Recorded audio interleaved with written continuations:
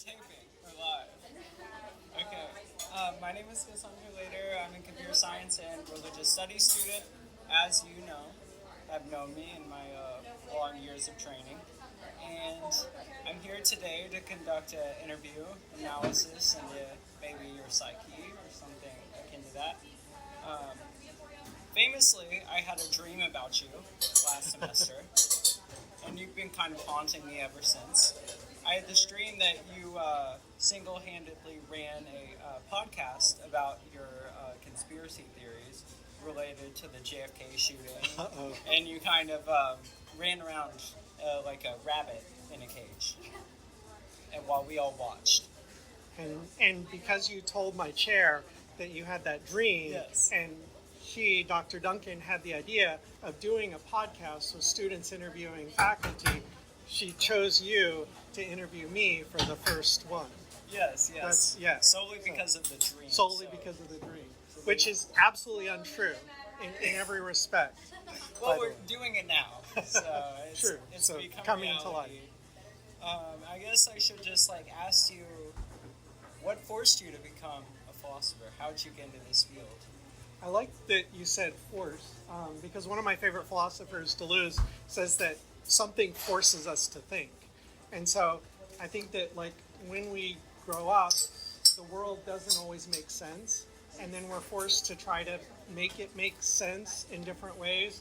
And because I was a nerd and because I like to read a lot, eventually I discovered philosophy, and my first philosopher was Albert Camus, and it was his novel The Stranger, which I read in high school, that kind of blew my mind. But it was really novels and fiction a lot at first that I was interested in, and that kind of because it dramatized and because there was things at stake, and I could really engage with the novels. That's what got me into that. And then I read Nietzsche on my own, not in a class, and that was sort of my first philosophical apprenticeship, if you want to say. Okay. Do you think there were any historical factors involved, anything going on at the time? Historical factors? Yes. I mean, this was in the early 90s, and I think that existentialism had a certain popularity, right? French and German existentialism on the American culture beyond just professional philosophy. And so probably on the tail end of that part of it, and I think a lot of people trying to make sense of their lives, trying to make meaning. I think people struggle in a lot of different ways. At the end of high school, with college, trying to figure out themselves, trying to see what they're interested in, what their identity is. And I was really good at reading and writing and going to school and taking classes, and so I just kind of kept doing that for a career. You were originally a history major at first, undergrad, correct? Yes. Well, I've always been interested in reading history and learning history, but when I started taking history courses, I realized that I was not any good at historical research, primary research. And then as I went, I ended up being a double major with religion, and I was really interested in religion and really curious, and I had great professors and classes. And then as I went, my interest became more and more philosophical. So I became interested mostly in philosophy of religion. Okay. So what exactly, how would you describe your philosophy now? Do you think it's more religion or more philosophy? I mean, I'm a philosopher of religion, but when I say philosophy, it's continental philosophy. So again, French existentialism, Sartre and Camus, Nietzsche, but then people like Michel Foucault, Jacques Derrida, Gilles Deleuze. So you have this continental, mostly French tradition of doing philosophy that was a little bit different from professional American and British philosophy, and that was the kind that I was engaged with. I think because it seemed like so many different things were kind of connected together in those writings and those philosophers that I was interested in, instead of sort of separated out in as it is sometimes in analytic philosophy, and even there's a lot of interest in literature and literary theory sometimes in these philosophers too. So So. So how do you think it connects with the religious aspect? Well, I mean, I was religious in, I guess, a conventional way, but I don't know how conventional, but I kind of decided that I believed in a certain kind of literalistic Protestant Christianity, even though neither of my parents were religious. My dad was an atheist, my mom was agnostic, and I kind of like made up, or this was in the culture. And I believed in like the literal truth of the Bible and things like that. But then as I sort of got older and sort of started looking around and studying and learning and reading like biblical criticism, I realized that it didn't really work that way. Like it wasn't really able to sustain a literal religious faith. And so then I started having a kind of crisis, and I studied Buddhism, but I also had an uncle that practiced Zen Buddhism, and he taught me how to practice Zen meditation.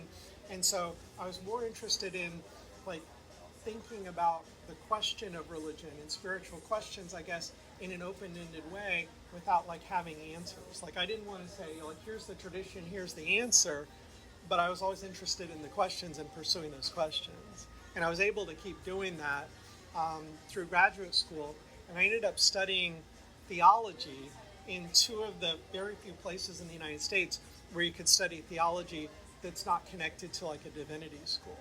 And that was the University of Virginia in Charlottesville and Syracuse University in upstate New York.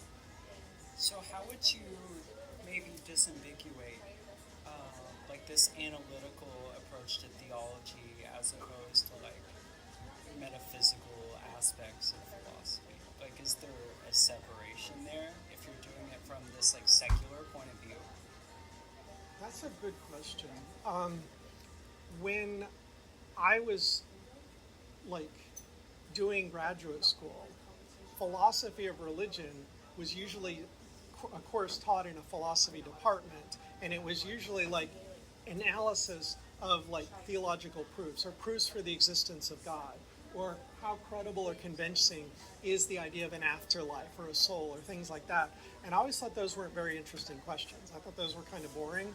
And so, again, if metaphysics is like, these are questions that we ask about our reality, that physics tries to tell us, here's how we understand the world the best we can, and then metaphysics is asking questions about that, then that's what I was excited and interested about, rather than the kinds of, I guess, proofs or arguments, rationalistic arguments for this or that metaphysical or religious or spiritual reality, if that makes sense. Sure. Okay. What philosopher would you say has inspired you the most? Well, after Nietzsche, probably Jacques Derrida, French philosopher of deconstruction, probably the most influential. When I was a senior in college, I ended up taking a course that was called Language, Meaning, and Language, Linguistics, and Meaning from the Bible to Derrida. And it was a course in English and linguistics together combined. There were two different faculty that taught it, and we ended up reading part of one of Derrida's books called Of Grammatology, and I didn't understand it. I very much did not understand it, but I was fascinated by it, and so then I kept trying to go back and read it and make it make sense. And then I took graduate courses that, we would also read and engage and work through and think through. And I can't say that I totally understand it, but I've always been kind of, drawn to that and to him, both in terms of his writing and I guess in some ways him as a person as well. I see even now you have some Derrida with you. I have a book of his interviews from 1974 to 1994. And it has a picture of him. You can't see it on the cover, but he's sort of an older, he's got gray hair, he's got a pipe, he's got a cool sweater on, and I just always thought this was a really cool sort of philosophical picture. Okay. So recently there has been talk about the place of humanities, especially after there has been cutting of STEM research under the Trump administration. What do you think is the importance of the humanities? Well, a lot of times it's set up as like the humanities over against STEM or STEM against the humanities. And I think like what is it? Um, Kant says something like, you know, if you have philosophy and, you know, like you need science and philosophy. So like science without philosophy is blind, but philosophy without faith, without science is impotent or powerless, right? So you kind of need both. You need to learn and understand these really powerful and really influential STEM like disciplines, right? But you also need to understand how to think about them, both for moral reasons and ethical reasons, in order to, you know, like critical thinking, how to use, apply them, how to evaluate them. Sometimes people call this STEAM, but I think unfortunately there's the humanities is seen as weak, and it's one of the places that it's easier to cut. And then sometimes people feel like maybe, again, very cynically, if we have an undereducated population, maybe they're easier to control, maybe they're easier to manipulate, and I think that that's really unfortunate. So we need the humanities, not instead of the sciences, right? Instead of STEM, but we really need both, and we really need the connections between and among them. And there's this irony that pretty much all the STEM fields originally originated in philosophy. Right. And so they're weirdly entangled. Right. And yet STEM seems to have tried to distance itself and maybe segregate the ethical questioning to like an afterthought. You know, there's Yeah. less emphasis on critical thinking. Yeah. So it's interesting at UCA, there's a separate college of natural science and mathematics, right? From, you know, arts, sciences, arts, social studies, humanities. And I think a lot of times you'll have like a college of arts and sciences more together maybe. And so what you're saying is true, but it's not just for STEM, right? It's like so much of our knowledge, so much of our studies are so hyper specialized.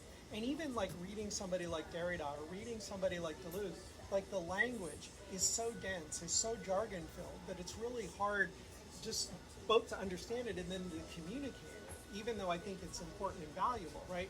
In order to study anything at a high level, there's so much sophistication, so much technical, you know, and again, just the siloing of these disciplines. You have to learn and get through and master so much to be able to understand, to contribute, to have any kind of expertise in any discipline, and then it draws you away from all these things that really connect you to other kinds of interesting and important inquiries and studies. Yeah.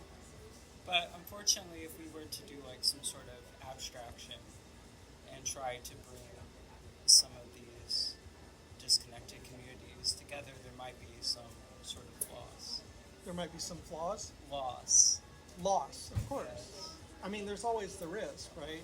There's the risk of confusion. There's the risk of mistranslation. There's the risk of what we lose if we have. I mean, I really support interdisciplinarity, but the interdisciplinarity comes from the disciplines. And if you don't understand the disciplines, right, how can you have interdisciplinarity? But there's also extradisciplinarity, like things that are outside of disciplines or non-disciplinarity. Like, do we need a discipline? Like, even just questions about what it is to have a discipline. What is a discipline?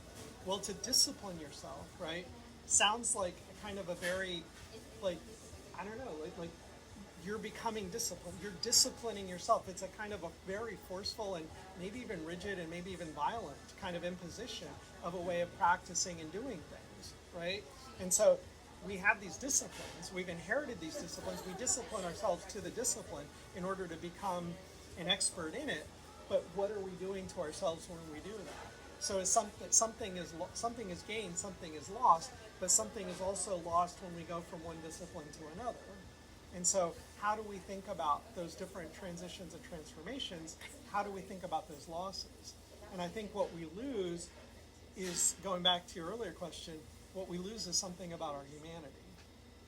And that's something that I think that sometimes is very hard, especially because in order to teach, sometimes we have to be very specialized, get a PhD.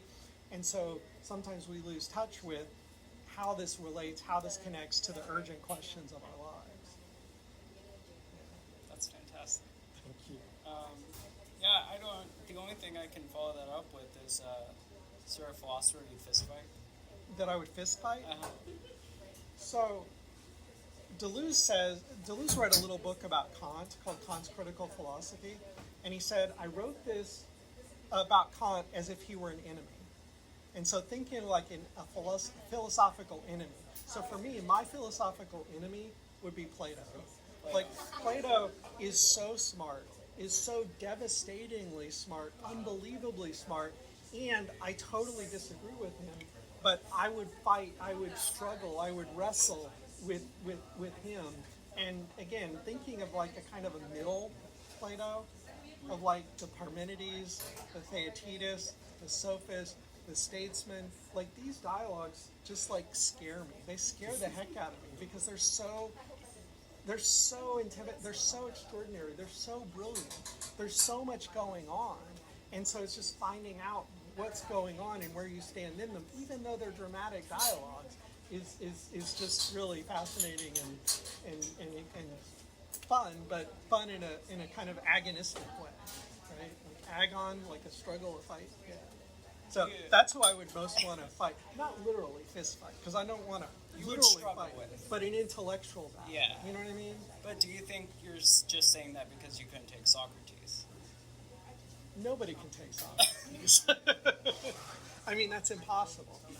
Because, and we don't even know who Socrates is or was except through Plato. We don't know So- who Plato is or was. Well, we don't know who anybody is. I mean, if you get down to it, right?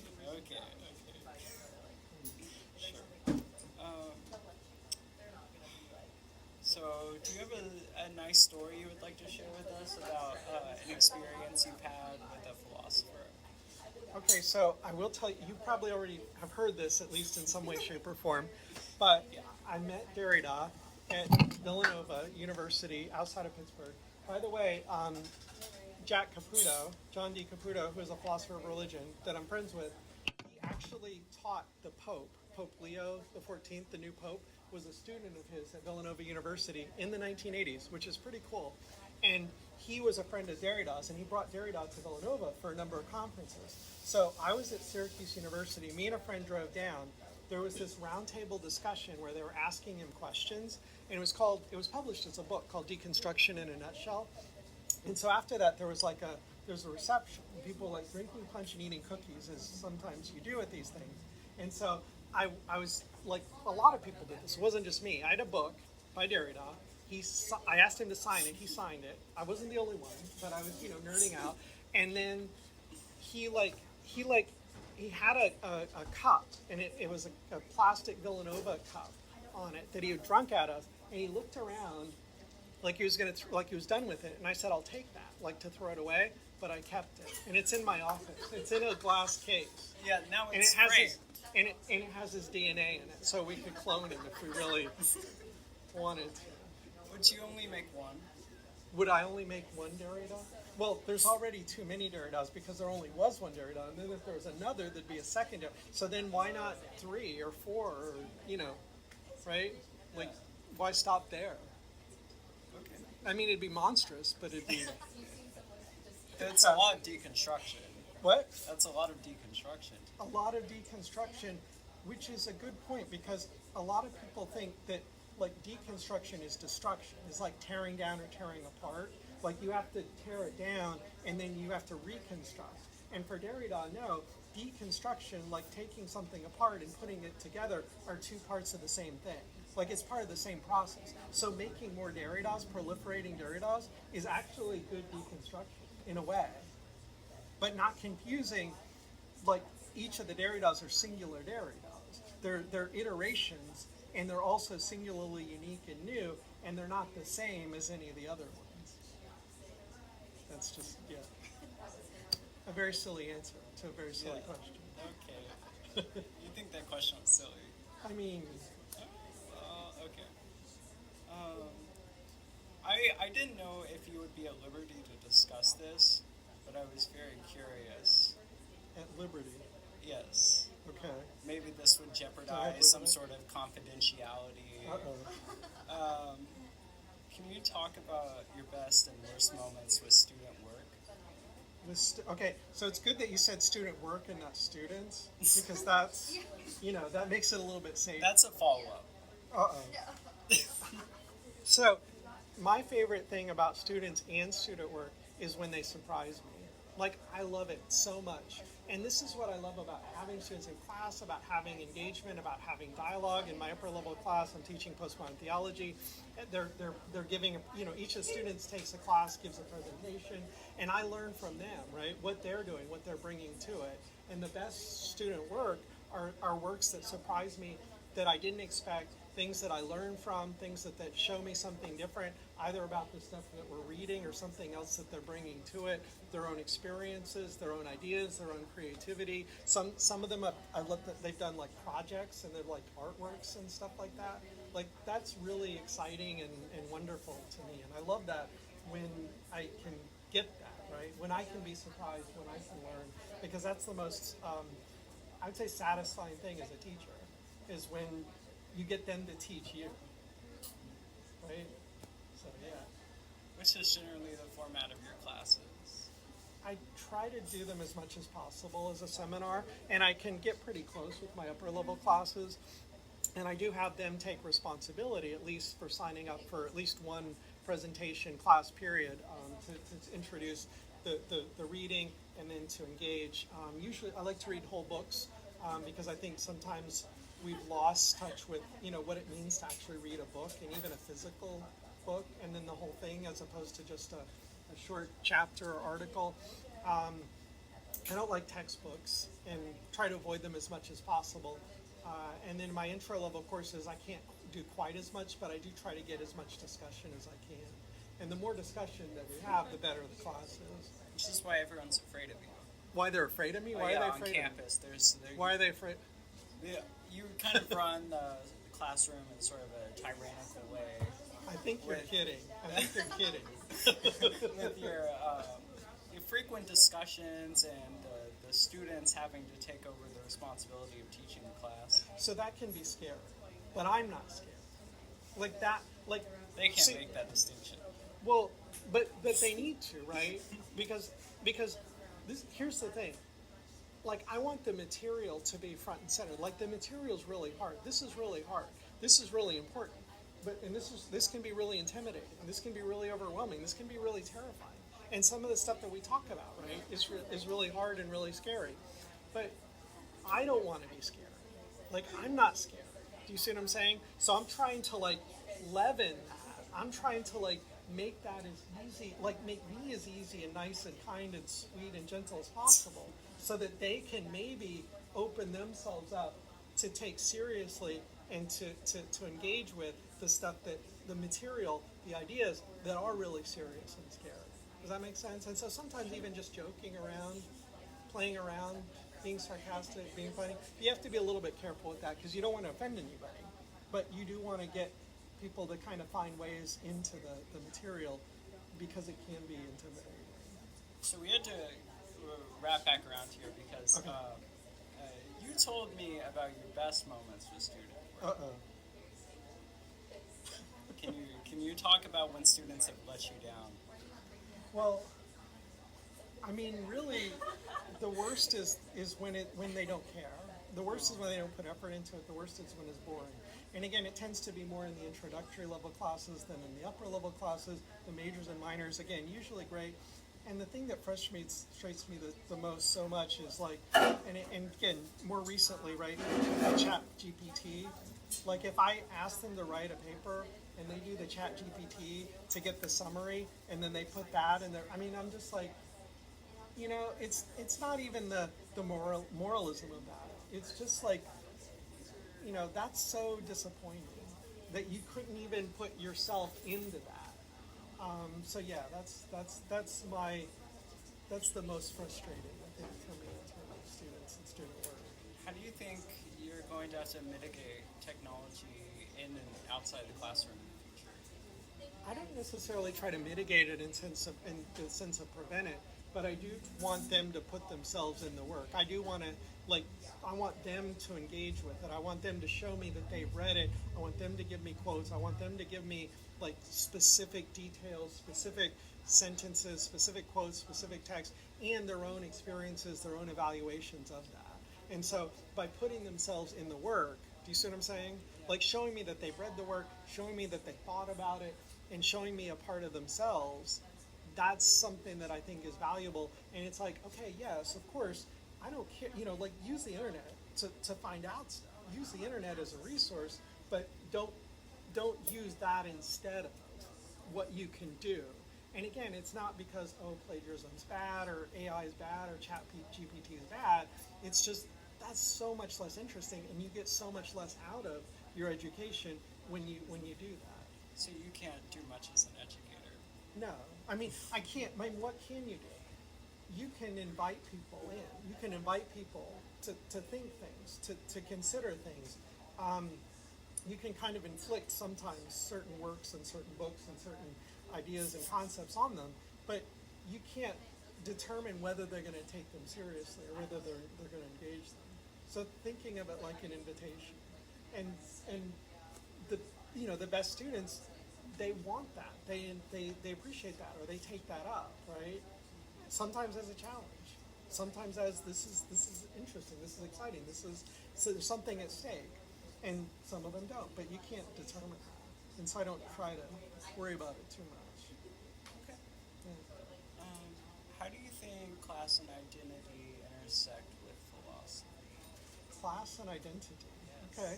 I mean, that's a great question because they obviously do. I mean, philosophy is traditionally seen as, European white male, kind of like abstract mind, hovering above everything and above the world. Aristotle said philosophy begins in wonder, but in order to be able to wonder, you have to have leisure. In order to have leisure, there's a certain kind of privilege you have to have in society, right? Unfortunately. And so part of philosophy is the ability to question that, to be critical of that, to be reflexive and reflective and self-critical of that position, of that privilege, and then who's doing it, right? And trying to kind of maybe challenge that, maybe open that up, maybe get people to think about where they are, where they're situated, where they come from, right? And I think one of the things that you really have to confront is the question of hierarchy. Our students or our philosophers or our people, or it's just are there some people that are better than others? And I don't agree with that. But are some ideas better than others? I think so. But then it's how do you sort of put that into practice, right? And how do you get people to engage with that? If somebody in Central Arkansas at UCA has an idea, and it's the same idea as a student at Harvard, is the student at Harvard's idea worth more and better? I mean, in some ways, in terms of the market, because a Harvard degree is going to be valued more and rewarded more. But I don't think it's intrinsically more valuable and more important and more significant than, because I've seen and I've had students, and you're one of them, that have been able to think the most brilliant things. And I'm talking about people here that have been able to engage with stuff at such a high level. And I'm talking, compared to philosophers that I've met, that I've interacted with, that I've read all over the world. I'm talking about the top, you know what I mean? That's the highest level. And so that's really exciting. Anybody can think, anybody can have an idea, but there's always obstacles to who can get their idea heard. How can you express it? How are you able to express it? And certain aspects of class, certain aspects of identity, certain aspects of race, of gender, of all these kinds of things that we're so caught up in a kind of, in good ways and bad ways and controversial ways and other ways, right, can limit, can stand in for that. Our identities can be, they shape who and what we are and how we're seen and how we're heard in the world, right? But we also don't want everything to be reduced to that. So that's the only thing that you are, right? That you're identified with this or that identity, and that limits you. No, I think that's good. So, I mean, do you think that there's this general need for a democratization democratization, like knowledge.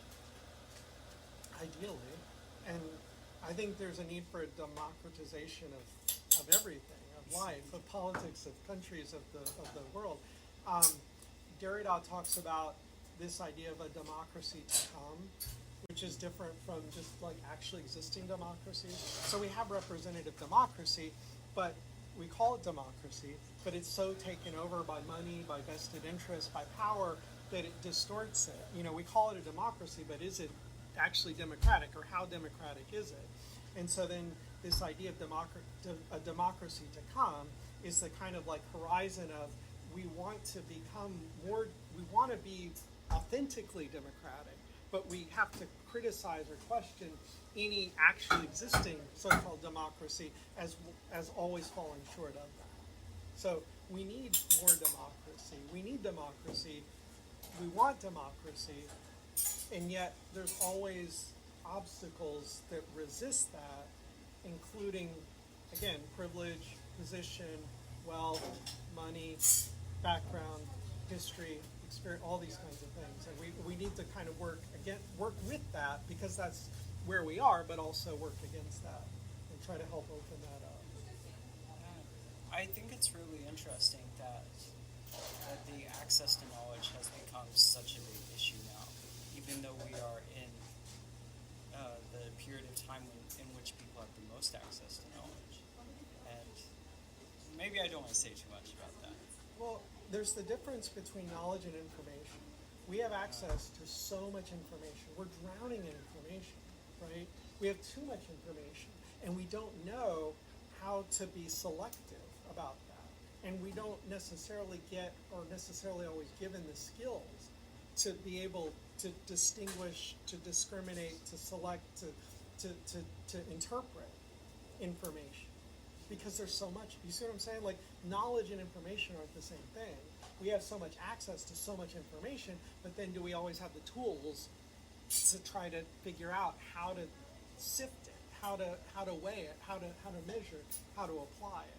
And that's incredibly challenging, even as there's so much more being produced, so much more being generated, so much more available. Like we could, with our phones, with our internet, like, we can never even scratch the surface of all the stuff that's out there. It's impossible. But then how do we try to come to terms with just that precise fact, right? Does that make us dumber because we're just flooded with it? Or do we find skills to try to navigate with and through that? I don't know. I mean, that's, yeah.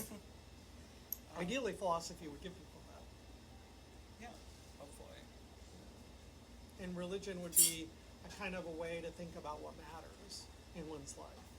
Like, what really matters ultimately. Whether it's this or that traditional religion, or just what some people call, like, spiritual questions. Right? What value does my existence have? What matters ultimately to me? What's the most important thing? What do I devote my time and my attention and my care and my devotion to? Is it other people? Is it reading books? Is it my job? Is it money? Is it the church?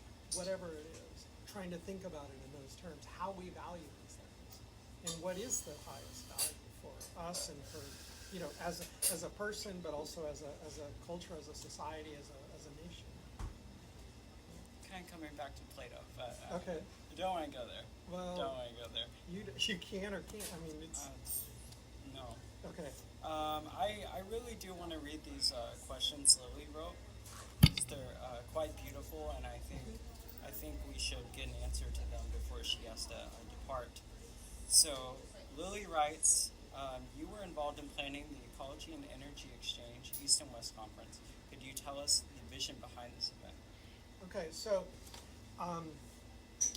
one of my colleagues, Catherine Keller, who is a postmodern theologian, who I've taught a number of times, including when you took the course and also this semester, and one of her students, and she has a number of students at Drew University from South Korea. So one of her students, one of her graduates, who is a scholar in Korea, approached me and her, and then three other South Korean scholars with a project. And so proposed a project that was then accepted and funded by the Korean Research Foundation in South Korea, which was like energy philosophy in the Anthropocene. You know this word Anthropocene? Go ahead. Well, just that we're in this new world in which what humans have done is so transformed the Earth that it's like a new geological era. It's been proposed, it hasn't been finally accepted. But the Holocene is the era that we're technically in, but the Anthropocene is we've altered the Earth so much that it's a different world in some ways. So then the question of energy, and I've been interested in studying energy, philosophies of energy, ideas and concepts about energy for like the past 20 years, and then wrote a book about this called Energy and Change. And then so that a couple of the Korean scholars read it, and so with Catherine Keller, with me, with them, putting together this project. It's like a 3-year research project. And so part of that involved, and with Dr. Duncan, right, putting together a little like symposium here at UCA where they came, the 4 of them, and then we had other people that also came and presented either in person or sometimes online. Unfortunately, and we did some of this online, but then there was a snowstorm and ice storm, so we had to move some of this. I mean, we had to move all of it onto Zoom, ultimately. But it was still a great event and great to have them here.